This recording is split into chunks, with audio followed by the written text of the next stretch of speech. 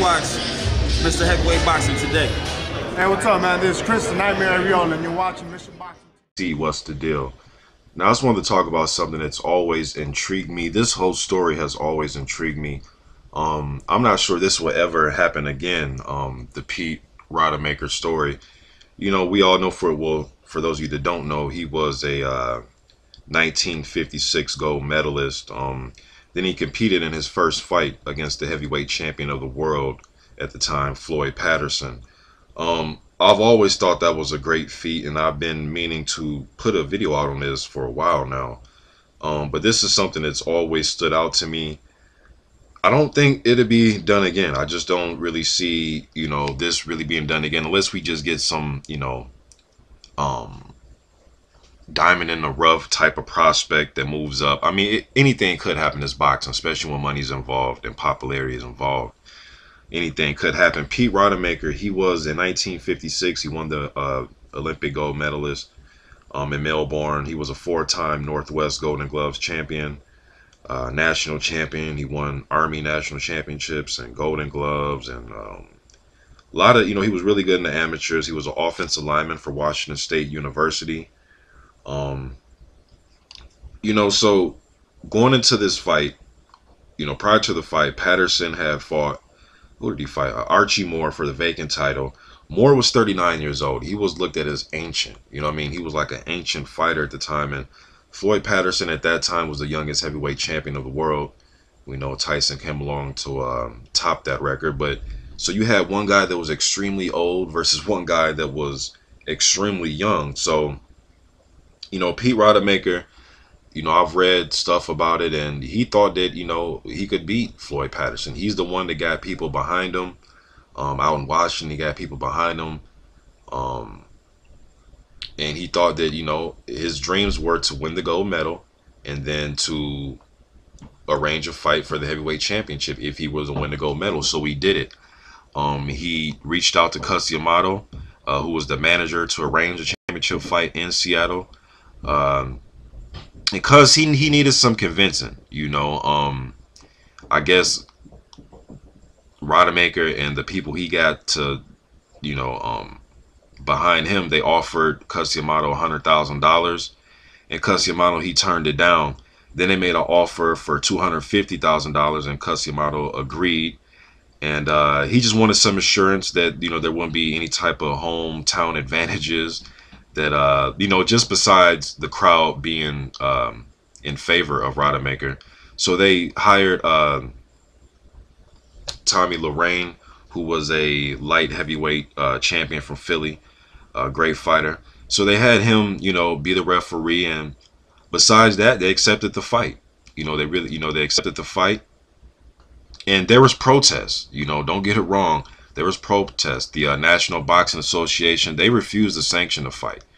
You know, other officials said it shouldn't be allowed. The Washington State Boxing Commission initially voted against sanctioning, but relented later when a new commissioner swung the vote. So, you know, almost universally, boxing writers and insiders, they scoffed at Rademacher's chances. Even the Seattle Times sports editor, George Myers, who had covered Rademacher at the Olympics, he doubted the local fighter. You know, he doubted his future as a pro prospect. You know, in a column that was 6 days after his gold medal bout, Myers described Rademacher as somewhat of a shop-worn heavyweight. He also added that even for an amateur world champion at 28 years old, is no time to be thinking about beginning a career as a professional boxer. So they were saying he was too old. You know, and as the Patterson fight, as it approached, Myers also wrote that Rademacher had yet to show true knockout power. He was noting that he had not put any of his Olympic opponents down for a full 10 count. And he also suggested that hopes for a Rademacher victory were preposterous. So the Seattle Times and I believe the Seattle Post were both against this fight. And he's a hometown fighter. He didn't sell out that stadium. I believe it was at Six Stadium in Seattle. I think it holds like 25,000. I think the Rademacher fight did about almost 17,000. So Yeah, a lot of people thought this was going to be a mismatch. It was scheduled for a 15 rounder. Um, and at that time, Floyd Patterson was still unproven. Now, he was a gold medalist in 1952. He won a middleweight gold medalist, and I believe he won it. What was he, 17? He was young when he won that gold medal, but he was at he was at a middleweight.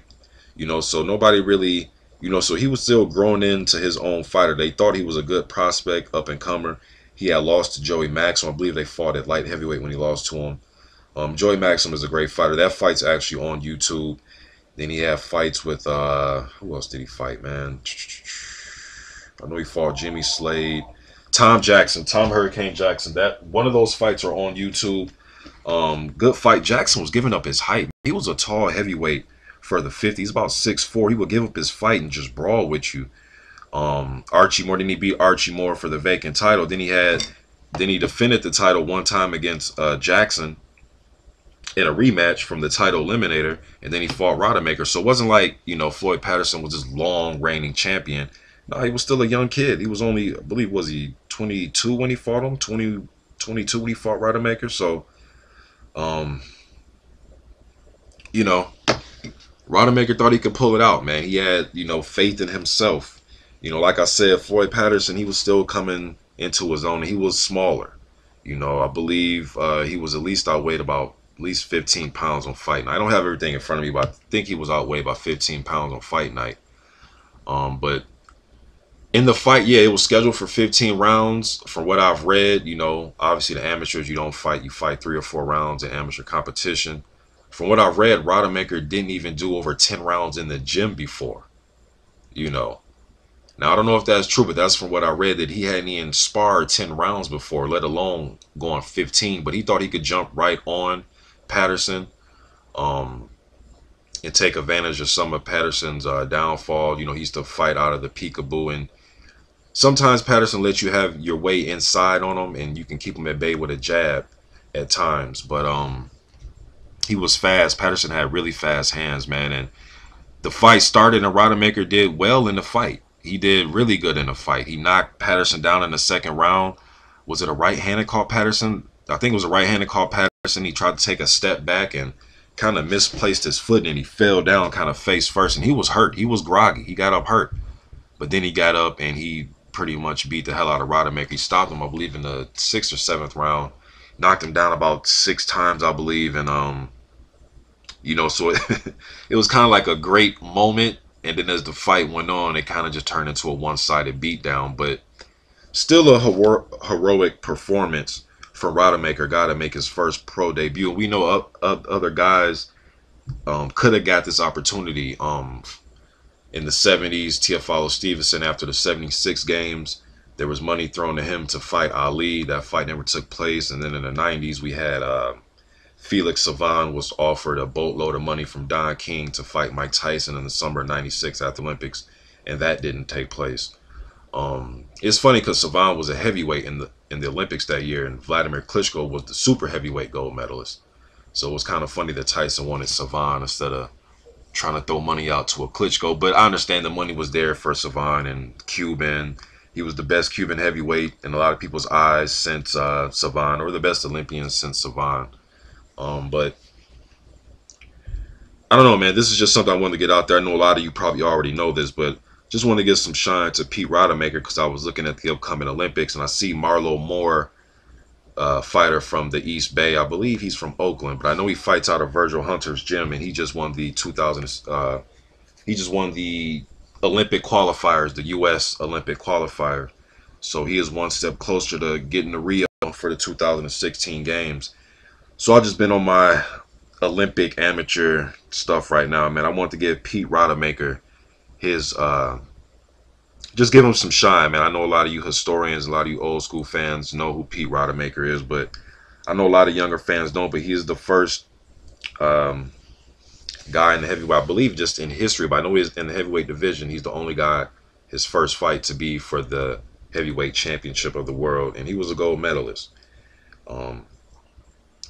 Give Rademacher his props. Great feat. And that fight is on YouTube. I suggest you guys go on YouTube and watch Pete Rademacher versus Floyd Patterson for the heavyweight championship of the world.